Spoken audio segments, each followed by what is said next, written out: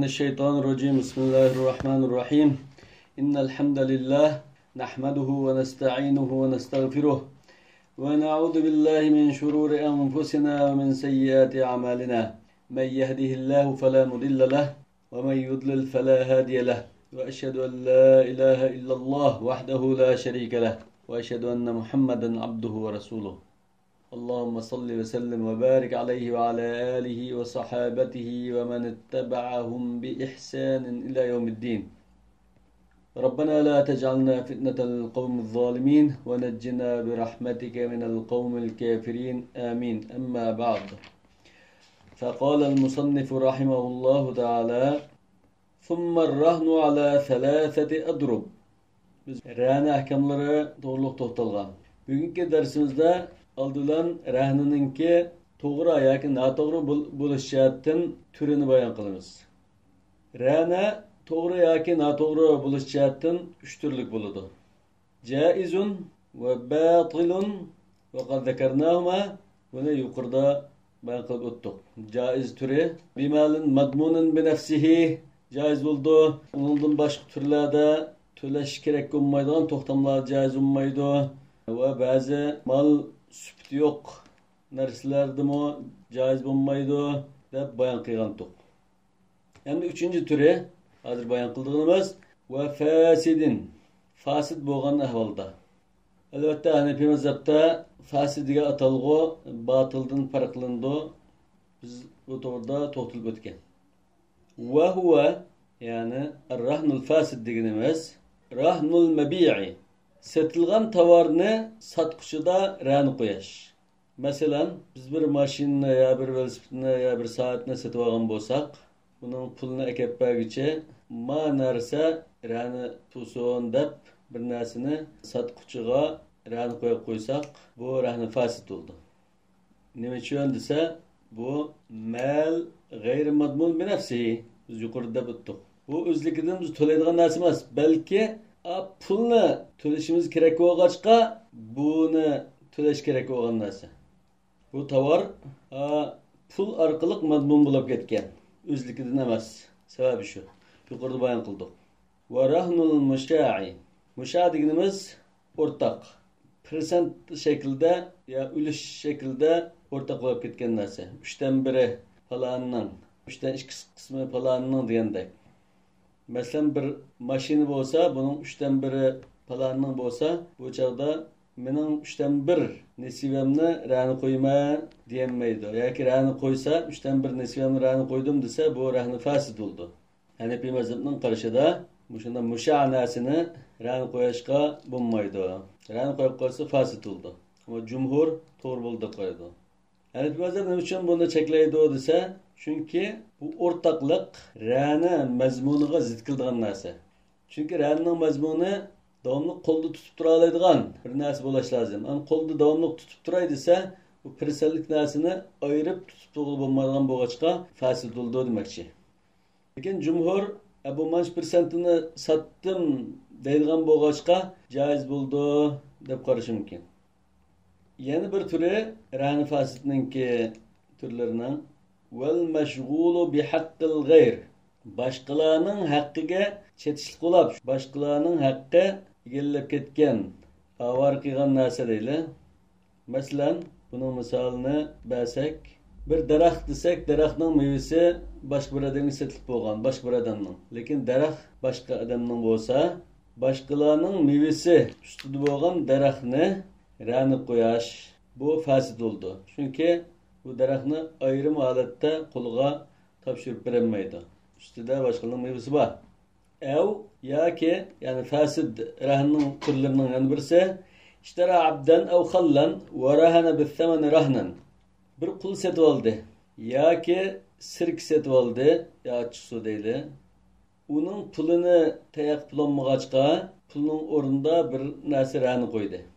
Thumma zahara al-abdu hurran wal khallu khamra. Keyincha bu qulning qul emas, hur ekanligi aniqlandi. Sirka ya chusa emas, haraq ekanligi aniqlandi. Bu ahvoldimi rahna fasid bo'ldi. Aw qatala abdan fa'atahu biqimatihi rahnan. Yoki yana bir turi rahna fasidning bir qulni o'ttirib o'tib qopti. Yani onun kıymetini, pulunu to'laydigan bo'lg'achqa, pulini akab berganga qadar marani tuttusun deb rani qo'ydi. Qo'ygandan keyin summa zahara hurran, keyin ayon bo'ldiki, bu qul deb o'ylagan inson qul emaskan, hur ekan. Yani mushunda qul deb o'ylab uning puli uchun bir narsa rani qo'ygan bo'lsa, keyin u inson qul emas, hur ekanligi aniq bo'lgan bo'lsa, bu chaqda bu ahvolda qo'yilgan rahni fasid bo'ldi. Nima uchun rahni fasid bo'ldi? Chunki bu yerda bu insonning badaliga pul ololmaydigan bir ahvol bor. Bir inson degan o setilgan tovar emas. Yuqorqilar rahni fasidninki turlari. Qala al-Quduri rahimahullohu taala fi sharhi yahlaku bi g'ayri shay'in. İmam Quduri rahimahulloh Abu Husayn Ahmad ibn Muhammad ibn Ja'far al-Quduri al-Baghdadi Hicriye 428-yili Bag'dodda vafot bo'lgan. O'z zamonidagi Hanafi mazhab peshvolaridan. Muxtasar al-Quduri bu mashhur. İmam Quduri sharhida mushundaq dedi. Qaysi sharhi desa İmam Quduri rahmatullohi alayhinki Muxtasar al-Karxiga qilgan sharhi bor. Onun başqa albatta at-Tajrid masalan. Başında çoğun kitapları var.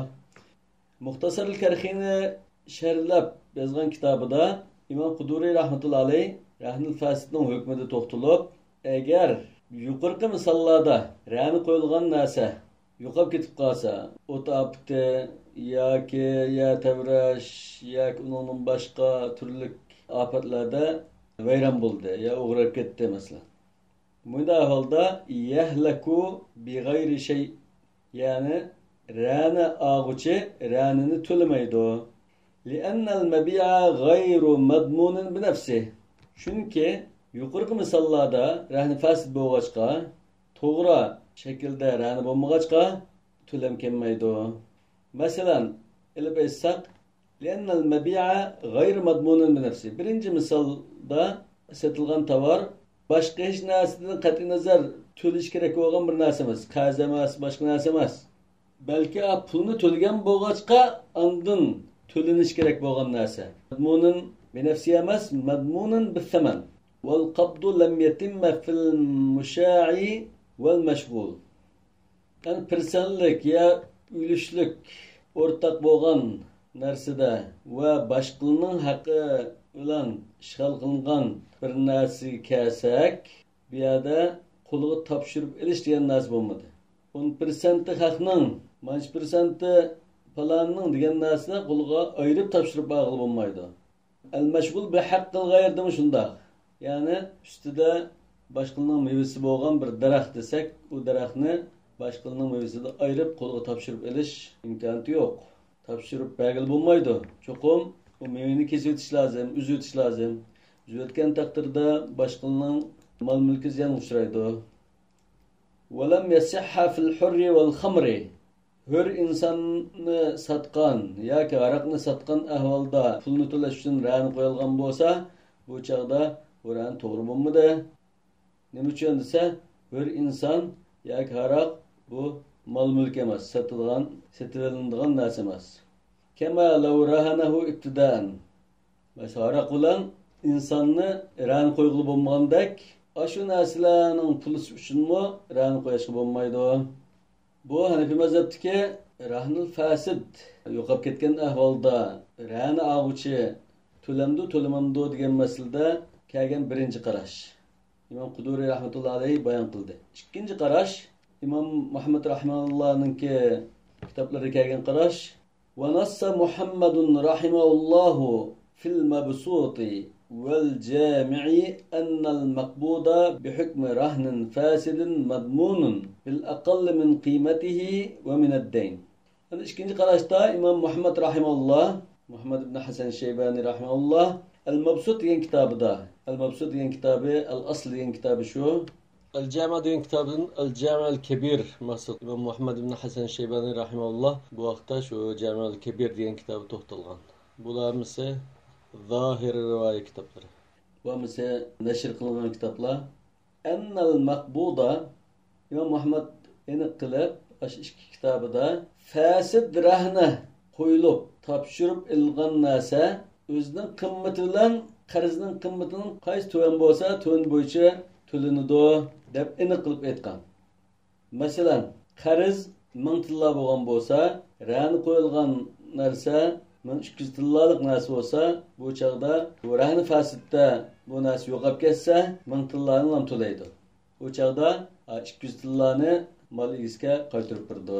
1000 tillani qarzga savlab, 200 tilla oshgandan keyin qaytarib berdi. Agar aksi bo'lib, qarz 1000 tillalik, ra'na 800 tillalik bo'lgan bo'lsa, bu yo'qolib ketsa, bu chaqda mal egasi ra'ni og'uchiga 200 tilla bersa, to'liq qilib ketadi. Yani yo'qitib qo'ygan kishi 800 tillani to'lisi bo'ldi.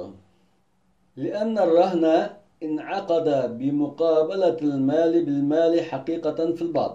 Çünkü yukarı misallar qaraydigan bo'lsak, bu yerda ra'na bir malni, pul malni topshirib olish uchun qo'yildi.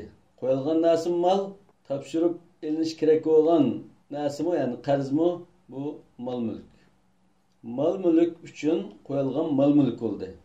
Natijada ra'n to'xtami vujudga chiqdi. Haqiqatan fil ba'd. Yani bu mal uchun qo'yilgan mal ekanligi yuqorqi misollarning ba'zida haqiqatan shunday. Masalan, al-musha' wal-mashghul wal-mabi'. Uch turlikda bu yerda bir topshirish kerak bo'lgan bir qarz yoki gadin qolgan bir pul bor. Endi ra'n qo'yilgan narsami mal-mulk hisobidagi narsa. Ve fil ba'di fi zannihima. Yana yuqorqi misollarning bir qismida shu ikki to'xtamlashquchininki nazarda almoqchi bo'lgan gadindagi qarz uchun pul, mal qimmati bor bir narsani ra'n qo'ygan bo'ldi. Shunda o'ldi. Masalan, haroq yoki qul degandek narsalar. Ya'ni bir insonni qul deb o'ylab qoldi, buni ra'n qo'ydi. Haroqni sirki deb o'ylab qoldi, buni ra'n qo'ydi. Yani bu ikki narsani bir inson bilan haroqni mal-mulk deb o'ylab qoldi. O'z kallasida. Lakinnahu fasada li nuqsanin fihi. Lekin bu yerda garchi ashulning o'yida yoki haqiqatan ra'n qo'yilgan narsa mal-mulk bo'lsa-mu, lekin bunda bir kamlik bor. İnson bilan haroqda bunda mal-mulk emas, lekin mal-mulk deb o'ylab qolgan. Ve bu yerda bir nuqson bor. Musha' mashg'ul bi haqqil g'ayr vel mabi' degan misollarda bu ayrim qo'liga topshirib olib turolmaydigan narsa bo'lg'achqa, mabi' bu madmun bi nafsi bo'lmag'achqa, ashunda bir xalal yoki bir kamlik bo'lib qolg'achqa bu yerda fasil bo'lib ketdi. Li'annahu la yumkin istifa'uhu min ar-rahn. Chunki qarzni qo'yilgan ra'nidan to'ltib olib bo'lmaydi. Yuqorqi ahvolda bir kamlik bor. Aslida ra'ni sog'lom bo'lsa, o'sha odamning gadindagi qarzni qo'yilgan ra'nidan tirildirib olib bo'lgan bo'ldi. Lekin hozir tirildirib olib bo'lmaydi. Fayakunu madmunan bil aqall minhuma. Shunga tirildirib olib bo'lmag'achqa, mush ikkisining qaysininki qimmati tuvan bo'lsa, shuni to'laydi demakchi. Biz yuqorida bayon qildik. Qarzning qimmati tuvan bo'lsa, qarzni topshirib olgan bo'ladi. Agar ra'nining qimmati tuvan bo'lsa, ortiqini qarzlardan topshirib oldi. Kal maqbudi fil bay'il fasidi. Bu mu qiyasdan iborat. Rahnul fasidni bay'il fasidga qiyas qilyotdi. Bu xuddi fasid ilm setimda qo'lga topshirib olgan narsaga o'xshash. Madmunun bi qiymatihi. Bunun qimmatini to'laydi. Masalan, biz bir noto'g'ri sodini qilib, fasid sodini qilib, bir yanfunni sotib olgan bo'lsak, buni 1000 dollarga deyishib sotib oldik. Lekin bu fasid bo'lgan ma'lum shartlar topilmag'achqa. Lekin agar buni to'lash kerak bo'lib qolsa, biz to'xtamlashgan 1000 tilla bo'yicha to'lamay, qimmati bo'yicha to'laydi. Bozorda masalan 900 dollar bo'lsa, 900 dollarni to'laydi. 100 dollar qimmatroq olgan bo'lsa-mu, sotib oluvchi yanfunni topshirib olib, pulni to'lamay turib, yuttirayotgan bo'lsa, o chaqda shu 900 dollarni to'laydi, 1000 dollar emas. Bu rahn fasidmi, bay fasidga o'xshash. فكذا هذا إلا أنه يضمن الأقل منهما هنا. O'xshash, lekin farqi ranida qarz bilan ranning qimmati ikkisininki qaysi az bo'lsa shuni to'laydi. Agar tanglab qolsa desa, tanglab qolsa qarzini to'liq topshirib olgan bo'ladi, hech narsa qaytarmaydi, olmaydi, bermaydi. Masalan, qarz 1000 tilla ekan, qo'yib qo'ygan ranning qimmati 1000 tilla bo'lsa, qo'yib qo'ygan ranni yo'qitib qo'ysa, 1000 tilla qarzini topshirib olgan bo'ldi, masala tugadi. Agar qo'yib qo'ygan rani 800 tillalik bo'lsa, 800 tillani topshirib qo'ygan bo'ldi, 200 tillani topshirib olsa bo'ldi. Agar 1200 tillalik bo'lsa, 200 tillani qaytarib bersa bo'ldi. Amma idza kanat al-qimatu aqalla fazahir. Ranning qimmati 1000 tillami 800 tilla bo'lsa, bu aniq. 800 tillani ham qo'lga topshirib qo'ygan bo'ldi, 1000 tilladan 200 tillani yana topshirib berishni talab qilsa bo'ldi. Yoki 200 tillaga boshqa bir rani as bo'ldi. Va amma idza kana ad-daynu, ya'ni idza kana ad-daynu aqalla demakchi. Agar qarz az bo'lsa, ranning qimmatidan bu chaqda shu az qismini to'lagan bo'ldina. Fali annahu innama qabadahu liyakuna madmunan bid-dayn. Nima uchun shu izni to'laydi desa, chunki ash rahnni nima uchun topshirib olgan? Ash qarzni kafolat qildirish uchun topshirib olgan. Qarzga tinamammisin, kechib ketmisin deb topshirib olgan. Shunga ash az bo'g'inni hisob qilamiz demakchi. Yuqorida rahni fasidining turlarini bayon qildi.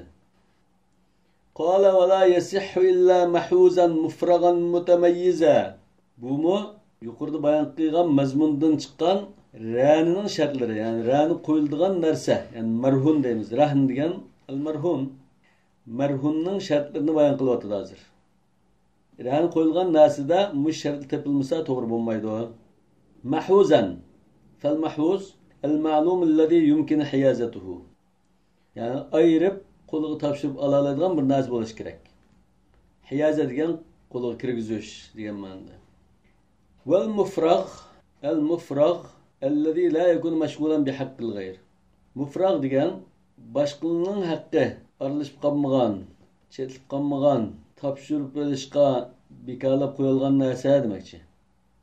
Masalan, mahvuzni misol qilsak, daraxtning ustida meva bo'lsa, daraxtdagi mevani rani qo'ydim desa bo'lmaydi. Chunki uni ayirib qo'lga topshirib ololmaydi. Ha, uzib topshirasi bo'ldi, lekin bu hozir uzib bo'lmaydigan meva. Uzmaydigan mevani rani qo'ydim desa bo'lmaydi. Mufrag'ning misoli meva egisining turi bo'lsa, daraxtni rani qo'ydim desa bo'lmaydi. Vel mutamayyiz degan bu mushabamgan, birisining ayrim mulki bo'lgan narsa. Al-maqsum alladhi qad tamayyaza an baqiyatil ansiba. Boshqa nasiba egalarining nasibalaridan ayrim bo'lgan narsa. لأن قبضة الجزء الشائع لا يتصور بانفراده. Çünkü ortak bo'lgan bir parçani ayrim topshirilish tasavvur qilolmaydigan narsa. Ve qabdal kulli la yaqtadil aqd. Yani hamını topshirib olay desa, bu to'xtamning taqozosi hamını topshirib berish emas. Ve keza kevnuhu meşgulan bi haqqil gayri yukhillu bi qabdihi ve habsihi. Başqalarının haqqı chetlib qolgan narsami, boshqalarning mevasi bo'lgan daraxt desak, uni qo'lga topshirib olib tutib tug'ilmaydi. Boshqalarning mevasi bor o daraxtda. Va kadal majhul. Shundaqla noma'lum bo'lgan narsani rani qo'yishga bo'lmaydi. Nima uchunsa la yumkin qabduhu. Buni qo'lga topshirib olmaydi. Xuddi so'z-satiqda noma'lum narsani sotqili bo'lmagandekla, ranidimi rani qo'yishga bo'lmaydi.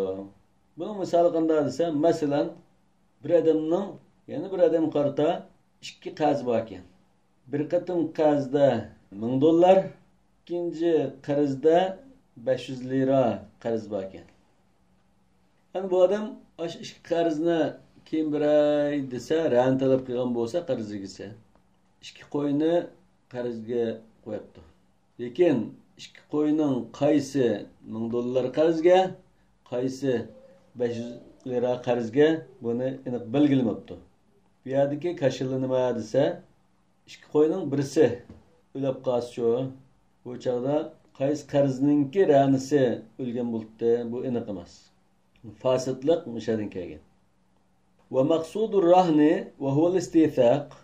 Yani ranidan maqsad nima desa, boshqalarning gadinda bo'lgan haqqimizni putlab qo'yishdan iboratdir.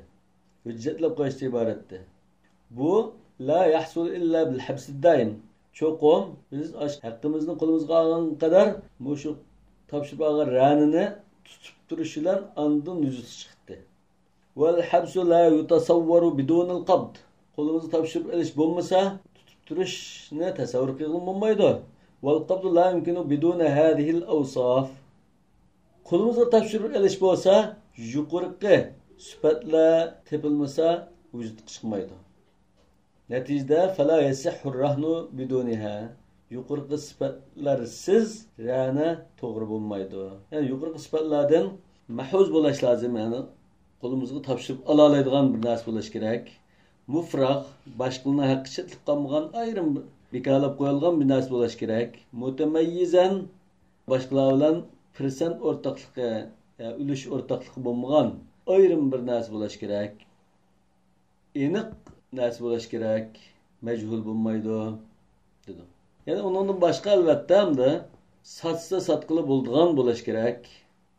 Topshirib bersa, topshirib beradigan bir narsa bo'lish kerak. Kelajakda ama sog'liq qo'zilsa, qo'zisi rani bo'lsin yoki kelar oyda oladigan mukofotim rani bo'lsin desa bo'lmaydi. Ondan boshqa albatta bir jasadni yoki inson bolasini bundan pishmoqchi bo'lgan meni rani qo'ysa bo'lmaydi. Shundaqla birisining mulki bo'lmagan, hammadan o'rtaq foydalanadigan narsalarni igidorchilik kirgizishdan burun rani qo'yish bo'lmaydi. Masalan, falan o'rmonlikdagi ovni rani qo'ydim, falan to'g'raqlikdagi to'g'raqni rani qo'ydim desa bo'lmaydi. Chunki bu hammadan ochiq foydalanadigan narsa. Birisi egallanmagan taqdirda hammadan foydalanadigan o'rtaq narsa. Bir kimning mulki emas u. Agar birisning mulki bo'lsa, o chaqda unda shuni rani qo'ydim desa bo'ldi. Qala fa idza qabadahu al-murtahinu dakhala fi damanihi. Rani ag'uchi ranini qo'lga topshirib olgandan keyin bu chaqda rani to'xtami tamom bo'ldi dedik yuqorida. Tamom bo'lgandan keyin shu qo'lga topshirib olgan chaqdan boshlab rani ag'uchining kapolatida bo'ladi. Agar yo'qitib qo'ysa, to'laydigan kapolatga ega bo'ldi. Yani fa idza qabadahu al-murtahinu qabadar rahn bitilkal awsaf deymiz. Yuqorqi sifatlar tepilgan ranini qo'lga topshirib olsa, rani ag'uchining kapolatiga kirgan bo'ladi. Bu Hanafi mazhabining qarashi, jumhur rani ag'uchining kapolatiga kirmaydi, ama qo'lda omonat sifatida turdi deydi. Hanafi mazhabda omonat bo'lsin, lekin to'laydi deb qaraydi. Lima ruya anna rajulan rahana farasan lahu bidaynin fanafaqa. Hadisda rivoyat qilingan asosan bir kishi bir qarz uchun bir otni rani qo'ydi. Fanafaqa. Rani qo'yibdi, ot o'lib qoldi. Ikki taraf faqtasama ila Rasululloh sallallohu alayhi vasallam. Rasululloh sallallohu alayhi vasallamning huzuriga davolashib bordi. Faqala sallallohu alayhi vasallam lil murtahini zahaba haqquka.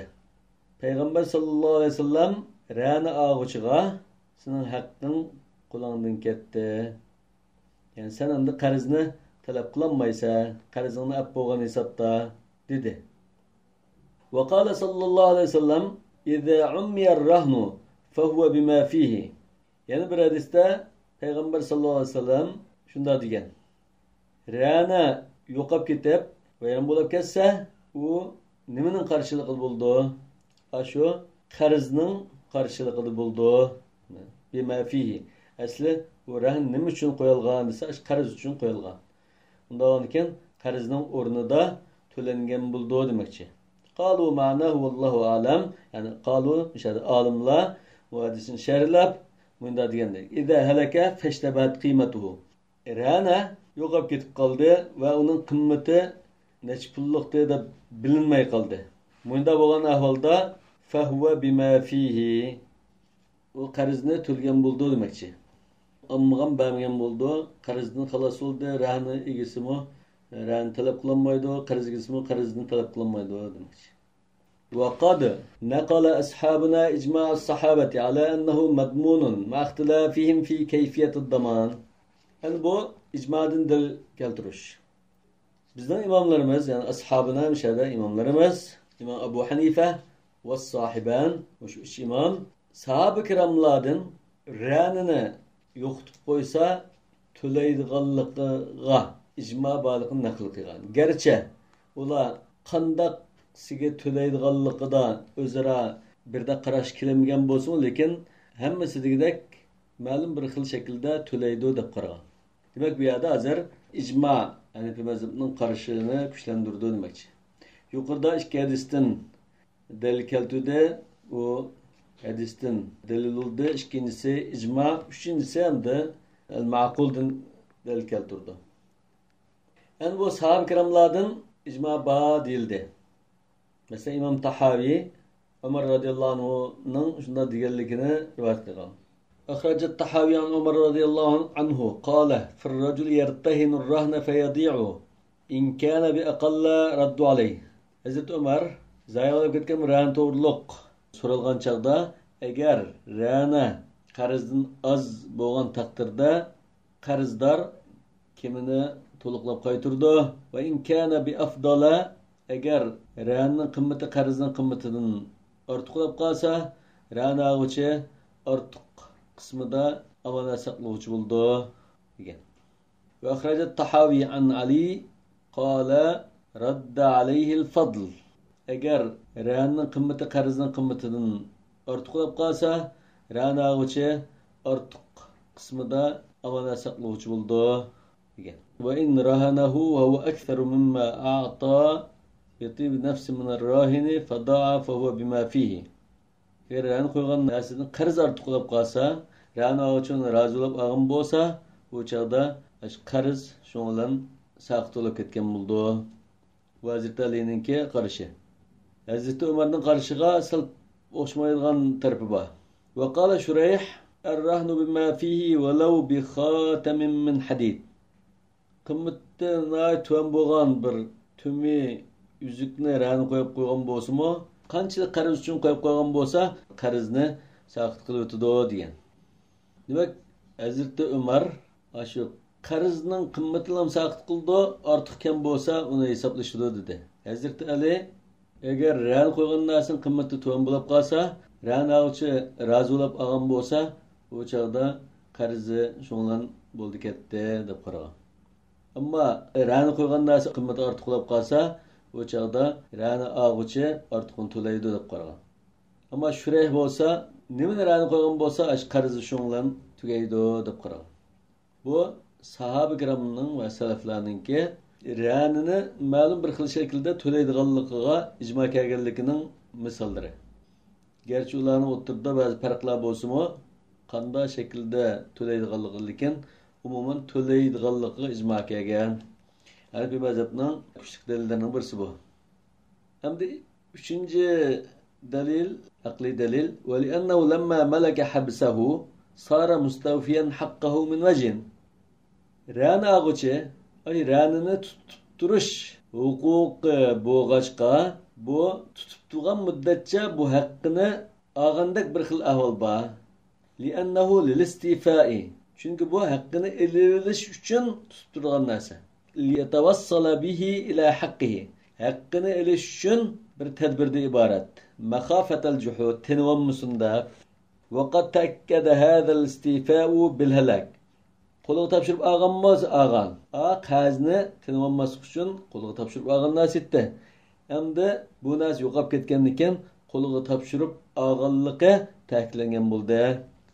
Falaw waffahu thaniyan, endi uni ikkinchi qatim, ya'ni qayta beradigan bo'lsa, ya'ni qarzdor buni qayta ikkinchi bir narsani yana rahn qo'yadigan bo'lib qolsa, yuaddi ila riba.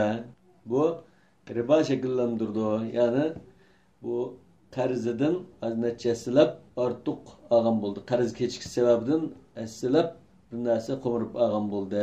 Fala yumkinuhu al-mutalabatu bihaqqihi illa an yanqudal qabda. Cezani gelip bargan boğaçqa, bu haqqını talep qilish uchun, yani qarzni talep qilish uchun qanday qilish kerak? Qo'lga topshirib olgan ranini va tutib turishni hammani bekor qilib, ranini va yurdahu ila rahin. Rani ağaçıga qaytirib berish kerak. Va innahu ajizun anhu. Uni qaytirib bermaydi. Chunki u narsa yo'qolib ketdi. Fafata shartul mutalabati. Undan kim bu yerda haqqini talab qilish iborat bo'lgan bir narsa qo'ldan ketib qolgan bo'ldi. Fabatalat. Bundan bu haqqini talab qilish degan narsa yo'q bo'ldi deydi. İnavatsiz oldu. وَمَنْ اَدَّعَى أَنَّهُ أَمَانَةٌ فَقَدْ خَالَفَ الْاِجْمَعِ.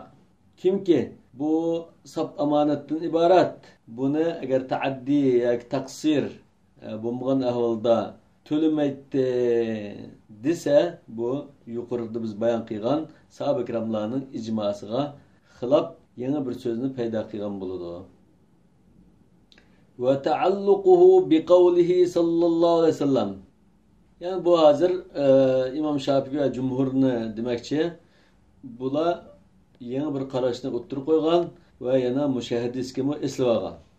La yaglaqur rahnu huve li sahibihi lehu gunmuhu ve aleyhi gurmuh. Yani bu hadisin ki sahihlik de alınan karışlar okşaş olmuşsun, lakin hasan derecelik hadis de kabul kılışı mümkün.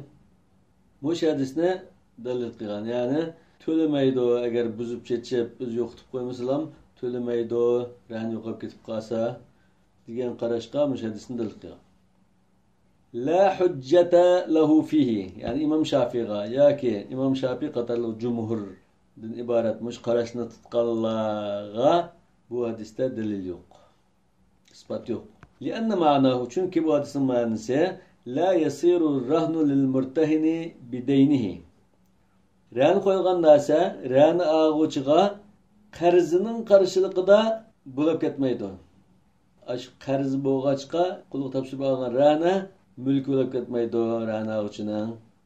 Yani la yaglaq degan taqılıp qalmaydı degene bunu igisi qaytırılış işki taqılıp qalmaydı. Ve la yahbisuhu bihaythu la yanfak. Ran ağuçı onu igisi ajırtanmaydigan şekilde tutup turanmaydı. Çokum o ilgisi qarzını төлесе qaytırıp alalaydı. Hada mana. Bu hadisning manası şu. Ular tushungendek qarzi uchunlam o'zidan bo'lib ketmaydi demoqchi. Ve yeşhadu lehu beytu Züheyr. Züheyr ibn Abi Salman'ınki mushu misrasımı mushunda tushunishga guvohlik berdi. Ve faraqatka birahnin la fikake lehu yevmel veda'i fa amsar rahnu qad galiqa. O mehbuba senden bir ran alıp ayrıldı. Bu ranını ajratish mümkün emas.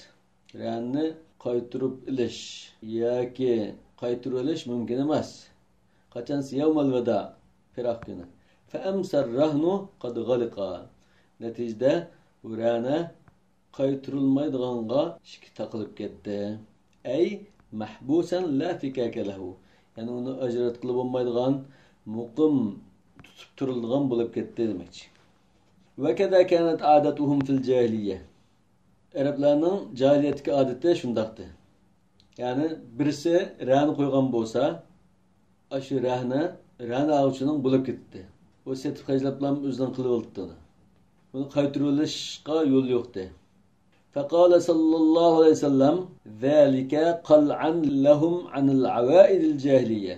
Peygamber sallallahu aleyhi ve sellem Müslümanlarını cahiliyet adetlerden, huylardan qo'mirab tashlash uchun ashunda degan. U rana uchun bo'lib ketmaydi. Agar qarzini to'lasa, qaytirib olaydi. Qaytirib olish ishga taqilib ketmaydi. Demakchi. Lima fihi min tamalluk malil g'ayri bighayri amri. Chunki u jahiliyatdagidek rana qo'ygan narsa bilan qarzimni shundan to'ltib oldim deb turib olsa, boshqaning mol mulkini onun iradesiz, buyruksuz egallab olgan bo'ldi. Bu bir cahiliyet işi. Ve kavluhu lehu gunmuhu ve aleyhi gurmuh. Lehu gunmuhu ve aleyhi gurmuh degan İmam Şafii ve başkalar tülmeydu deydiganlar delil qilishda lehu gunmuhu ve aleyhi gurmuh. Bunun ziyni, faydası o'ziga, igisiga deb tushungan. Lekin Bizning shu ishimizda ma'nisini degan bo'ldi bo'lsa, idza bi'a, agar bu narsa setildi masalan. Bir mashinani qo'yib qo'ygan bo'lsa, raniga qozi hukm qilgan bo'lsa, bu qarzni to'layapti, hali vaqtmanchalik vaqt o'tibdi, ammo mashina setiladi, setildi. Satgandan keyin agar fafadala min as-samani shay'un fa huwa lahu, agar 10 ming dollar olib bu 20 ming dollarga setilgan bo'lsa, 10 ming dollar oshgan bo'lsa, 10 ming dollar aş mashinaning egasining bo'ladi demakchi. Va in naqasa fa alayhi, agar 9 ming dollarga setilgan bo'lsa, yani 1000 dollar yani to'laydi demakchi. Bu bir xil izohat. Ana ikkinchi izohatchi aw lahu gunmuhu li suqut ad-dayn anhu bihlaki. İkinci tushunishda foydasi uningga, ziyni uningga degan gap, foydasi uningga degan gap qarzi to'linib ketgan bo'ldi shundan. Qarzgardan saqt bo'ldi, foydagan bo'ldi. Va alayhi gurmu. Agar kemib qolsa qarzdan to'lan bo'lgan bo'lsa, u kam qismini to'laydi degan bo'ldi. İllem yefi bihi. Yani qarzga yetmaydigan qimmatda bo'lib qolsa, kimini to'laydi degan gap. Yani bir xil tushuncha desak, rani turish muddatida ba'zi narsalarning masalan aviydigan, o'sadigan bunday narsa bo'lib qolsa, bu yerda o'sishi, avishi shu mal egisiga bo'ldi. Masalan, bir qo'y olgan bo'lsa, bu rani turish jarayonida qo'zilib qopti. Qo'zisi qo'yning egisiga rani avchiga emas. Yoki uruqlab ketgan bo'lsa, bu chaqda zini, ya'ni shu mal egisiga bo'ldi degan gap. Mushunda tushunsak bo'ldi. وعن علي رضي الله عنه في مثله قال يترادان الفضل. Yani Hazreti Ali radıyallahu anhu'dan muşunda bir ahvalda, yani satkan ahvalda demekçi. Yani ra'nini setivetken ahvalda, qarzini tildirish uchun ra'nini setivetken ahvalda Hazreti Ali'nin muşunda deganligi rivoyat qilindi. Yataraddan al-fadl. Kimning oshgan bo'lsa shuni qaytirdi. Yani ra'ni avchi ma'lumotda saqlagandan keyin ra'nini setivetdi. Ra'ni qo'yg'uchimi ma'qulimni setib pullarni tirildirib asla dedi. Bu chaqda agar qarzining ortiq bo'lsa, ra'ning egasiga qaytarib berish kerak. Agar qarz ra'ning pulidan ortiq bo'lib qolsa, kimini to'liqlab elib olish kerak degan. Demak, yuqorqi masalada bu yerda Hanifi mazhab va jumhurning o'rtasida ittifoq kelgan bir o'rin bor. U bo'lsa-mu, agar ra'ni ag'uchi ra'nini vayron qilib etsa yoki yo'qolishga sabab bo'lsa, to'laydi. U to'laydiganligi ittifoq. Agar yo'qolishga sababchi bo'lmasa, Hanifi mazhab to'laydi. Bu omonat bo'lsin, lekin to'laydigan omonat. Jumhur yo'q to'lamaydi deb qaraydi. قال ويهلك على ملك الراهن حتى يكفنه. Biyada nimani bayon qilmoqchi? Ra'ni yo'qolib ketgan chaqda yoki vayron bo'lgan chaqda kimning ig'dochiligida? Albatta, ra'ni qo'yg'uchining ig'dochiligida yo'qaydi. Hatta yukaffinuhu. Shunga aytda bo'lg'achqa, ra'ni qo'yg'uchininki mulki bo'lg'achqa, ra'ni qo'yg'uchi masalan, shuningki agar bir qulni ra'ni qo'ygan bo'lsa, bu qul o'lib ketdi, ra'ni holatda turib desak, o'lib ketsa, bu qul ra'ni qo'yg'uchining quli bo'lg'achqa, uni kepallab, yuyib turib, oxiratlikini qilish majburiyati shu qulning egisi, ya'ni ra'ni qo'yg'uchiga bo'ladi demakchi. Li'annahu mulkuhu haqiqatan. Chunki bu ra'ni qo'yg'uchining mulki, haqiqatda shu. Mulki olmasa ra'ni qo'yolmaydi. Va huwa amanatun fi yadil murtahini. U narsa, ra'ni qo'yilgan narsa ra'ni uchun qo'lda amonat. Lekin kimning mulki? Ra'ni qo'yuvchining mulki. Hatta law ishtarahu la yanubu qabdur rahni an qabdish shira. Shuna bunda bo'lg'achqa, agar ra'ni olgan narsani ra'ni oluvchi setib olib qolsa, masalan bir mashinani ra'ni qo'yibdi, ra'ni tutib turib, mana mush mashinani olay degan bo'lsa, la yanubu qabdur rahni an qabdish shira. Ra'ni uchun qo'lga topshirib elishi so'da qilib, setib olib, topshirib olishning o'rnida turolmaydi. Natijada bu nima qilish kerak? Oldin ranni bir qaytirib berib, ondan hemen setib oldimda topshirib olish lozim. Chunki boshda topshirib bergan chaqda, bu satdim deb topshirib bermasdan ranni deb topshirib bergan. Qo'lga topshirib olish o'xshamaydi. Bu ikki xil topshirish biri-birining o'rniga dasyanmaydi. Li'annahu qabdu amanatin. Chunki bu rani uchun topshirib olish degan amonat tariqasida topshirib olgan bo'ladi. Ya'ni madmun bo'lsin, lekin to'laydigan bo'lsin bir amonat bu. To'laydigini qarzning miqdori. Agar uningda ortiq bo'lsa amonat. Demak bu amonat xarakterlik topshirib olishdi. Fala yanubu an qabdaman. Bu to'laniladigan shaklda topshirib olishning o'rniga dasyanmaydi. Yani bu ilim setimdeki topshirib olish qabdaman. Ran uchun topshirib olish qabdu amana. Yani qabdu amana deyishda amonat olsun lekin to'laydi dedi Hanifi mazhab. Yoki buning qarzdan ortiq bo'lgan qismi amonat. Buni amonat bilan madmun narsa aralashib olgan ekan, bu chaqda yani amonatlik sifat bor deyishim mumkin. Ve izâ kâne milkehu femâte kâne aleyhi kefenu. Bundan olan iken, rani koyulgan kol, rani koyguçının mülkü olan iken, ölüp gitip kalsa, bir taraf kepellep yerlikini koyaş işlere, mecburiyeti ve hıraceti raninin egiski buludu dedi. Kâle ve yasîrul murtehinu mustevfiyen min mâliyetihi kadra deynihi hükme. Rani koyulgan nasa, rani ağuçunun kulda bayram bulup kesse, rani ağuçu özünün pulunu hükmen töltüvağın buldu. Emniyette töltütemedi, lekin töltüvağındak buldu. Vel fadilu amana. Onda eşip kağını amanet kağın buldu. Mesela 1000 tillalık qarz üçün 1500 tillalık bir narsini rani koygan bolsa, bu yo'qolib ketdi. Vayron bo'ldi, ko'yib ketdi. Bu chaqda 1000 tillani tirildirib olgandeklan bo'ldi. Qapqagan 500 tilla qoldi amonat qapqagan bo'ldi.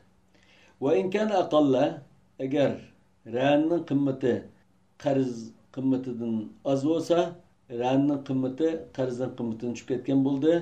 Qapqagan qismi yanla qarz altida qapqagan bo'ldi.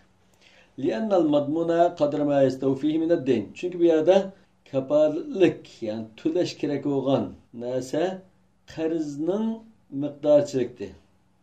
Qarzni tirildiruvagidek miqdorda.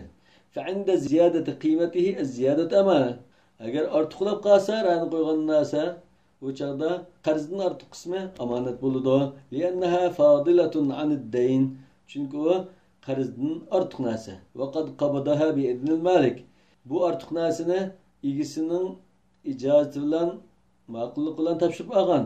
Va inda nuqson agar kam bo'lsa, rani qo'ygan narsaning qimmati qarzning qimmatidan kam bo'lsa, qad istawfa qiymatahu ranining qimmatini topshirib olgan bo'ldi. Ani uning ortiqi qarzdan oshqini yanla gadinda qolib qoladi. Qala va tu'tabarul qiymatu yawmal qabd. Ranining qimmatini qaysi kunki baholaymaydigan masalada qo'lga topshirib olgan kunki baho yoki qimmati shu hisob. Li'annahu yawmaydin dakhala fi damani. Chunki u yani rana shu kuni uning kapolatiga o'tgan. Va fihi yathbutul istifa'u yadan va shu kunda qo'lga topshirib olish isbotlangan. Xuddi qarzni topshirib olsamiz bir haqqini abtug'andek bir ahvol batdi, qo'lga olgandek bir ahvol batdi. Summa yataqarrar bil halak. U vayron bo'lgandan keyin, yo'qolib ketgandan keyin, qo'lga ap bo'ldi mana deb muayyanlashgan bo'ladi. Va in ixtilafa fil qiymati agar ikki taraf rani qo'ygan narsaning qimmatida talash-tartib chiqib qolsa, birisi 1000 tillalikdi, birisi 500 tillalikdi deb qolsa, kimning so'zi hisoblasa fal qawlu lil murtahini. Rani ağuçının hesap buldu. Li'annahu yunkiru ziyade. Çünkü o artık kısmını inkar qilib turib oladi. Birisi 500 debdi, birisi 1000 degan bo'lsa, hech qanday bayina ispat bulmasa qarz ağıçı ya 500 tillalıktı bu 1000 tillalık emas dese şu 500 tillalık degan söz hesap buldu. Çünkü bu 500 tillani e'tirof qildi, yana bir 500 tillani artık 500 tillani inkar qilgan. Vel bayyinatu lirrahini li'annahu yuthbituha. Endi bu yerda agar hech qanday bayina isbot bo'lmasa, ra'na ovchining hesab bo'ldi dedi. Agar bayina keltirish bo'lib qolsa, albatta buni ra'ni qo'yg'ichi keltirish kerak. Chunki u ortiq 500 tillani isbotlayman demoqchi.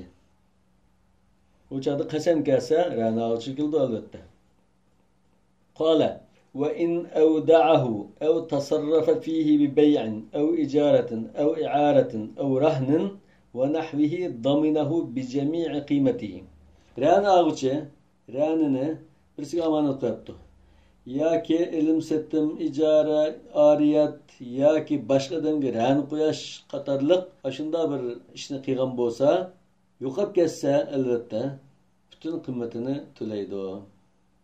وكذا إذا تعدى فيه كاللبس والركوب والسكنة والاستخدام. Şundakla onu işletse, mesela kiyaptı, minipti, uyusu oturaptı, işletilen nasıl işletipti, munda boğan bozu buzulup ketip kalsa, yo'qolib ketip kalsa, bu çağda töleydi. لأنه متعد في ذلك. Çünkü bu ruhsat kılınmagan işte onu veyran kılıvetken oldu.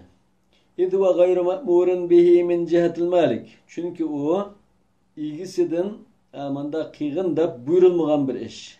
Ve zâdu alâ kadri deyni emanetun. Elbette biz yukarı degandek qarzning kımmetinden artık boğan miqdar bu amanet hesaplandı. Qarzning kımmetideki miqdar emane madmuna desek, onun da artık bu emane madmuna bittaaddi deymiz. Zaya kılıvetip kalsa töleydigan. Olmuş tölemaydigan. Ama qarzning kımmeti zaya kılıvetsin, kolda yo'qolib ketsalam töleydigan amanet. Vel emanatu tudmanu bittaaddi. Endi amanet desek, sap amanet desek bu sap amanet degan buzib chechitish, vayron qilish yoki har qanday buzilishiga sabab bo'lish qatorliq ishlar orqali to'lanish kerak bo'lgan narsa. Wala yanfasihu aqdur rahni bittaaddi. Lekin ran to'xtami bu xil taaddilar bilan amaldan qoldirilib ketmaydi. Bu chaqda bu inovatsiz demaymiz, to'laysiz deymiz. وَلِأَنَّهُ مَا رَضِيَ إِلَّا بِحِفْظِهِ وَالنَّاسُ مُخْتَلِفُونَ فِيهِ. Yani ne için tölaydi olsa? Çünkü o malının ilgisi, ra'nning ilgisi, bu şuna sil tutup tutsa, sil saklap tutsa, qo'llar tutsun dedi. Yani asrash qilam razı oldu. Onu işletip istimal qilish yoki buzib chetishga ruxsat qilmagan-da. وَالنَّاسُ مُخْتَلِفُونَ فِيهِ. Kişiler de saklashda farklı. Bazılar saklayalaydı, bazılar saklayamaydı. Fekâne muhalifen. Ondan iken bu istimal kılıverse, işletirse bu ra'ni qo'yg'ichining razılığa zid ish qilgan bo'ldi. Razı bo'lmagan bir ishni qildi. Bi xilafi zawjatihi ve waladihi ve xadimihi allazina fi iyali. Amma bir kishi mesela ayoliga, balchaqlarga va qo'lga xizmatchilarga omonat qo'yib qo'ysa buni, bu çağda yani bu taaddi qilmagan bo'ldi. Üstüdü ve in awda'ahu dedi. Başka bir adamlarga omonat qo'yib qo'ysa, yo'qolib ketib qolsa to'laydi. Ammo bizning ayol balchaqlari va xizmatchilarga, uydagi xodimlarga omonat qo'ysa, yo'qolib ketib qolsa to'lamaydi. Li'annal insan inma yahfazu malahu g'aliban bihaula. Çünkü insan mal mulkini asasen aşırı kişiler orqali saqlaydi. Fayakunu rida bihifzihi ridan bihifzihim. Yani aşularning saqlasimi, sen saqlagan bilan o'xshash deb rozilik bordeklam bir ahvol. وَلِيَنَّهُ لَا بُدَّ لَهُ مِنْ ذَلِكَ. Yani bir narsani saqlash uchun shunda balchaqlarga topshirib turib qo'yib, o'ylab qo'yib chiqish kerak bo'ldi. Unda qilmay shar yo'q. لِيَنَّهُ لَا يُمْكِنُهُ مُلَازَمَةُ الْبَيْتِ وَلَا اسْتِصْحَابُ الرَّهْنِ. Çünkü o 24 saat uydan qo'ymay o'tirib, onun narsasini qo'g'dayman deb xabar olib bo'lmaydi. Ra'nini yendi ko'taribmi, men bo'lmaydi. Fasara al-hifzu bihaula'i ma'luman lahu. Undan keyin Aşında kişiler arkalık, yani hotun balçakları, hizmetçiler arkalık saklaşma, rani koyguçuğa nispeten malum bir iş. Fela yadman. O çağda hotun balçakları ve hizmetçisiga amanet tapşırıp koyup, veyrim bulup ketip kalsa, tölem kemmeydi.